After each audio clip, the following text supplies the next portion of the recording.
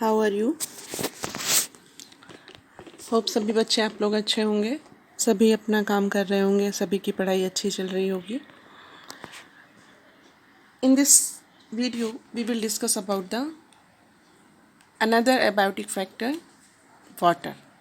In the previous video, we have discussed about the temperature.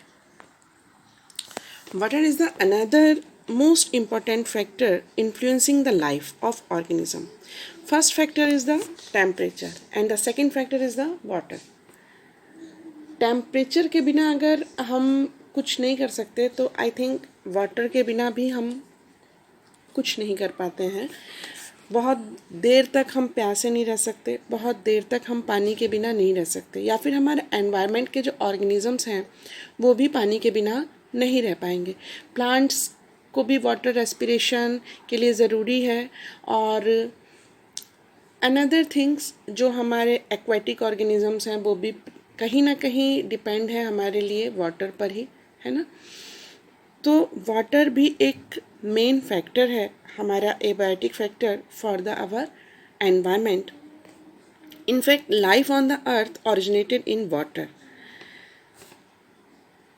जो जीवन है वो कहीं ना कहीं वाटर उसमें ओरिजिन का रूप लेता है, क्योंकि हमें मालूम है जब हमारी अर्थ स्टार्ट हुई थी तो सबसे पहले जो ऑर्गेनिज्म स्टार्टेड हुए वो कहाँ से स्टार्ट हुए, वो सी से ही स्टार्ट हुए थे. यानी अगर हम एक तरह से माने तो our origin of the life is the water and it is unsustainable without water. और वाटर के बिना हम बहुत चीज़ों की कल्पना भी नहीं कर सकते हैं. It is availability is so limited in desert. हाँ, पानी की थोड़ी बहुत कमी जो है वो कहाँ है, डेजर्ट में है.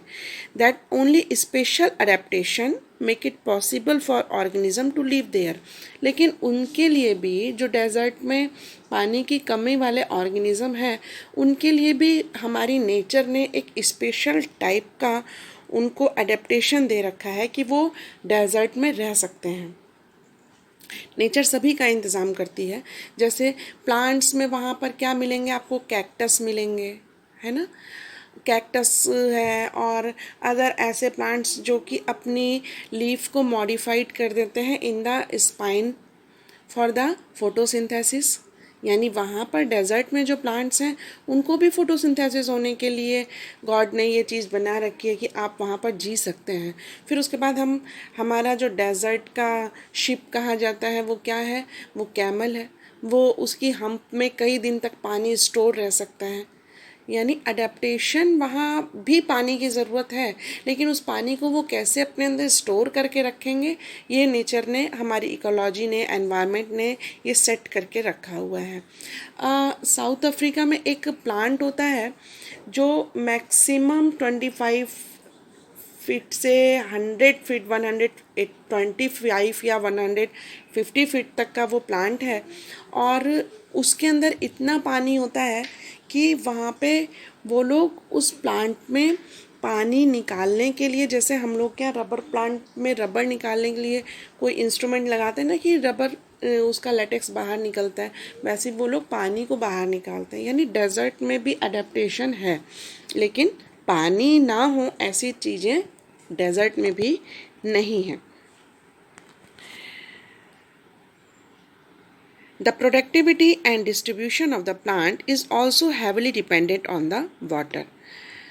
जो प्लांट की डिस्ट्रीब्यूशन है, जो एक्वेटिक प्लांट हैं या फिर जो लैंड प्लांट हैं, उनकी डिस्ट्रीब्यूशन अलग अलग है, लेकिन फिर भी पानी नेसेसरी है. You might think that organism living in ocean, lake and the river should not face any water related problem.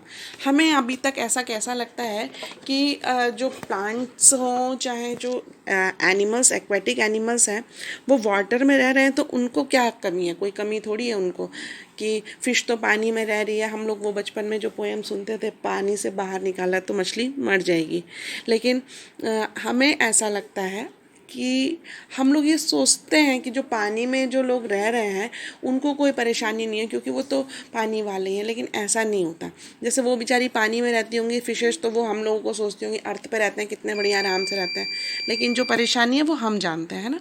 वैसे ही उनकी जो वाटर प्रॉब्लम्स हैं वो भी फेस करते हैं. कैसे फेस करते हैं? For aquatic organism the quality, chemical composition and pH, दो चीज़ें उनके लिए बहुत मायने रखती हैं। पहला कि वाटर का केमिकल कंपोजिशन कैसा है। कुछ वाटर मैराइन है, कुछ वाटर सेलाइन है ना। मैराइन वाटर क्या है? वो समुद्री पानी जो साधारण हमारी बॉम्बे में मिलता है, ठीक है। और कुछ वाटर एकदम सेलाइन है, बहुत ज़्यादा खारा पानी जहाँ नमक होता है।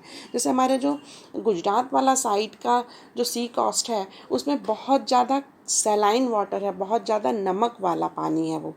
तो अब वहाँ के जो ज़्यादा ऑर्गेनिज़म होंगे सेलाइन वाटर वाले, अगर उनको आप ले करके चले आओ ज़रा मैराइन वाटर में, तो वो वहाँ पर अडेप्ट नहीं हो पाएंगे, मर जाएंगे।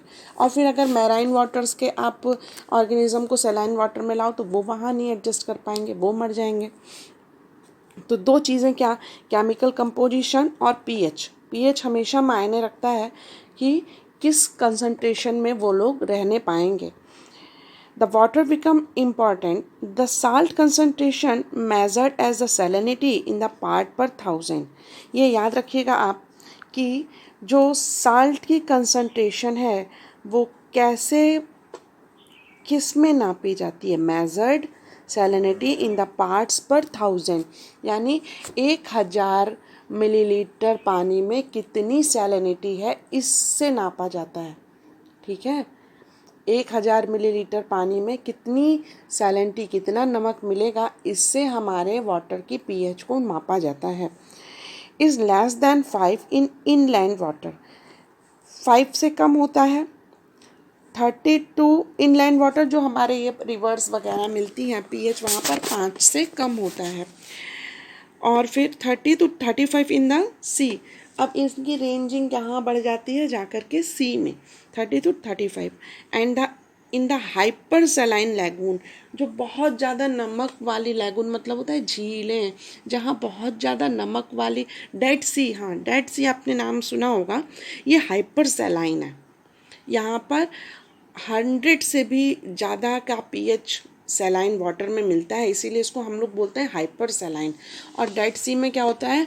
डेड सी में इतना नमक है उस पानी में कि आप इजीली वहाँ पर लेट करके न्यूज़पेपर पढ़ सकते हो। Some organism are tolerant of the wide range of the salinity. जो ऑर्गेनिज्म टॉलरेंट कर जाते हैं सैलिनिटी को वो क्या कहलाते हैं? यूरीथाइलिन। Underline that. Tolerant of a wide range of the salinity is known as the urethylene, but other are the restricted to a narrow range is the stenohaline. Okay, tolerant for the wide range of the salinity known as the urethylene, and restricted to the narrow range of the salinity is known as the stenohaline. Underline कर लीजिएगा, अच्छे से इसको याद कर लीजिएगा। Many fresh water animals can not leave for a long in a sea water. अब जो वही चीज़ कि जो नदी में रहने वाली मछली है वो कभी भी जा कर के समुद्र में नहीं रहने पाएगी, और vice versa because the osmotic problem they would face. अब ऑस्मोसिस में क्या होता है? ऑस्मोसिस क्या है? हायर कंसंट्रेशन से लोअर कंसंट्रेशन में जाना, है ना, वहाँ पर, या फिर लोअर कंसंट्रेशन से हायर कंसंट्रेशन में आना। यहाँ पर जो नदी वाली है वो समुद्र में नहीं रहने पाएगी, और जो समुद्र वाली है वो नदी में नहीं रहने पाएगी। This is the about all of your water abiotic factor. In the next video we will discuss about the light as a abiotic factor. Thank you for watching this video.